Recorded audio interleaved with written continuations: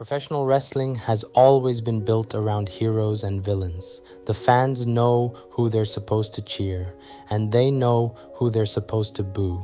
But every once in a while, someone comes along who doesn't really fit into either side. CM Punk was one of those people. He wasn't the biggest wrestler in the room, and he didn't have the kind of look that companies usually wanted from a superstar. But when he started talking, people listened. The more he spoke his mind, the more people started to wonder. Maybe he was saying the things nobody else wanted to say. That made him incredibly popular, but it also made him incredibly difficult to deal with, and eventually that combination would change his career forever.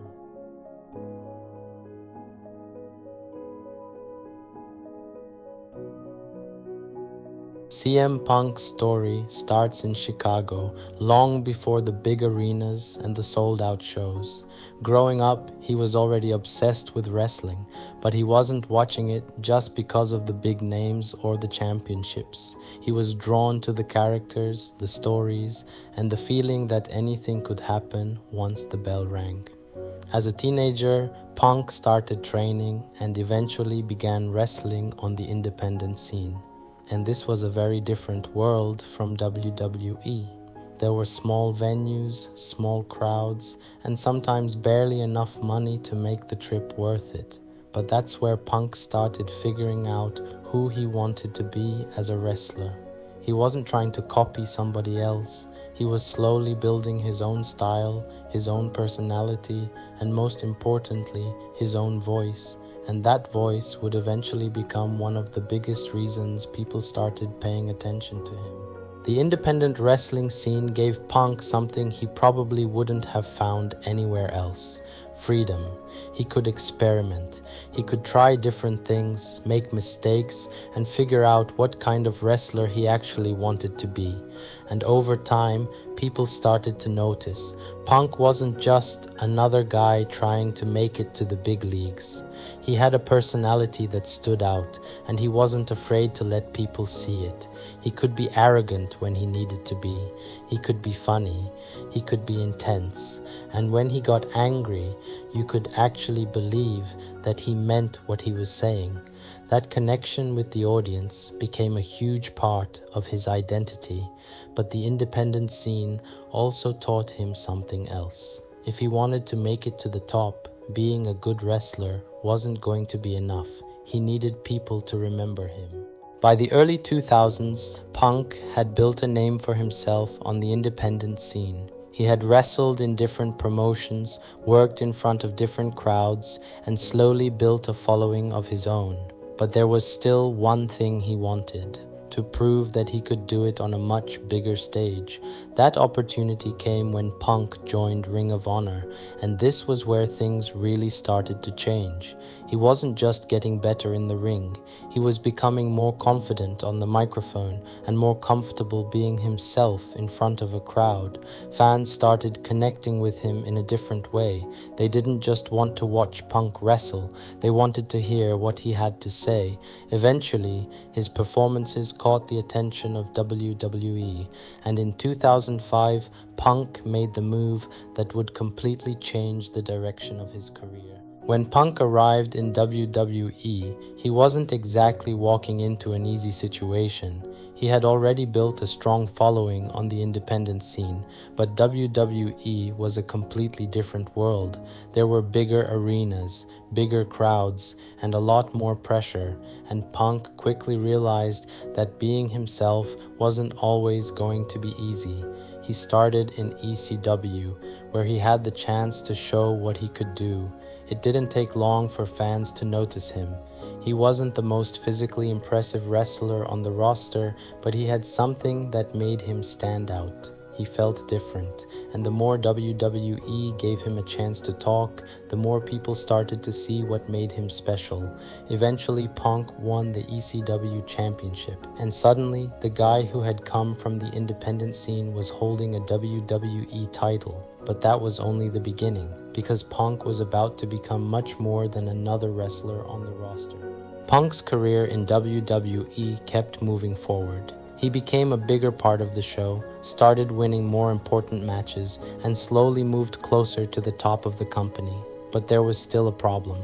WWE had plenty of wrestlers who looked like stars. Punk didn't really fit that mold, and instead of trying to change himself to fit it, he leaned into what made him different. He talked like a real person. He wasn't afraid to criticize things, and he had this ability to make a wrestling story feel like it was actually happening to him.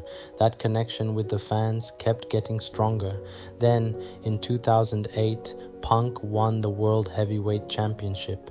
It was a huge moment. The guy who had spent years wrestling in small, independent venues was now one of the top champions in WWE. But even with the championship, Punk still felt like someone who was fighting against the system, and that became a big part of his story, because the more successful he became, the more obvious it was that Punk wasn't interested in simply playing the role WWE had given him. By 2011, Punk had become one of the most popular wrestlers in the company, but he still felt like he was being held back.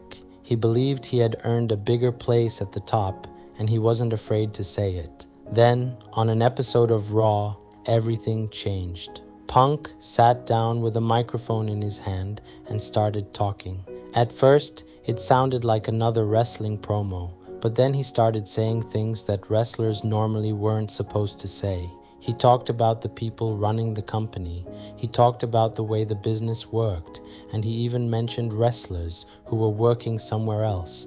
The more he talked, the more uncomfortable the whole thing became, and then his microphone was cut. Just like that, the segment was over, but it was too late. The clip spread everywhere, and fans immediately started talking about what they had just seen. It became known as the pipe bomb, and suddenly, CM Punk wasn't just a popular wrestler anymore. He had become the guy who was willing to say what everyone else was thinking. The pipe bomb changed everything for Punk.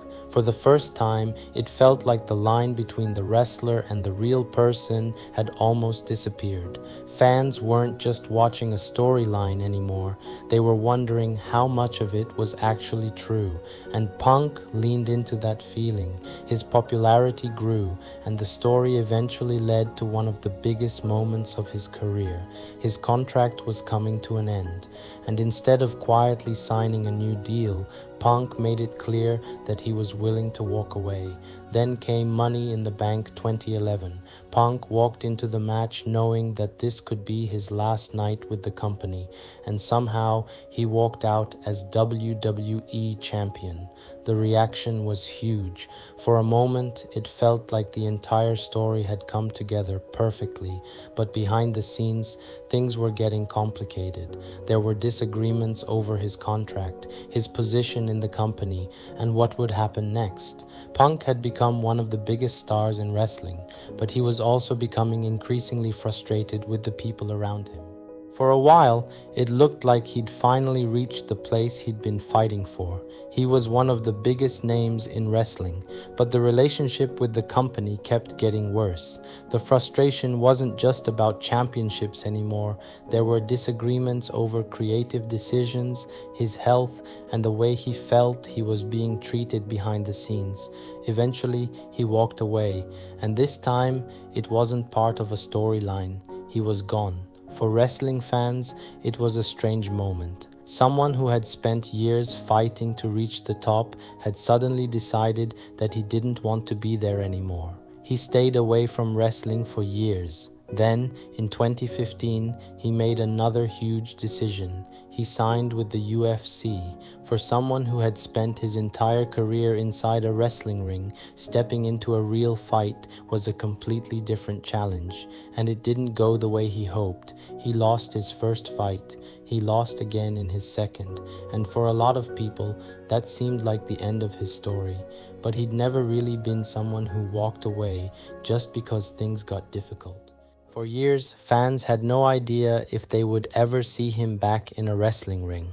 There were rumors, there were false starts, and every now and then his name would come up again, but nothing actually happened. Then, in November 2023, everything changed.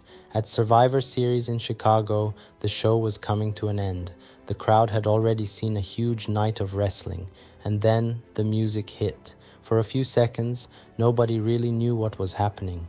Then the fans realized he was back. After almost a decade away, CM Punk had returned to WWE, and the reaction was exactly what you'd expect from a moment that people had been waiting years to see. The building exploded. Some fans were celebrating. Others couldn't believe it was actually happening. But whatever side you were on, there was one thing nobody could deny. CM Punk was back. Coming back was one thing, staying at the top was another. After nearly 10 years away, the expectations were enormous. Every match was going to be compared to what came before, every decision was going to be analyzed, and every problem was going to become a story of its own. But despite all of that, he kept moving forward. He found himself back in the middle of some of wrestling's biggest moments. There were rivalries, title opportunities, injuries, and plenty of controversy along the way. But perhaps the biggest difference was this. He was no longer trying to prove that he belonged. He had already done that. Years earlier, he had gone from small independent shows to the biggest stages in wrestling. He had walked away, he had tried something completely different, and eventually he came back. Whatever you think about CM Punk, that's a pretty unusual career, and maybe that's what makes his story so interesting. It was never really a straight line. It was a career built around doing things his own way, and after everything that happened, he's still here.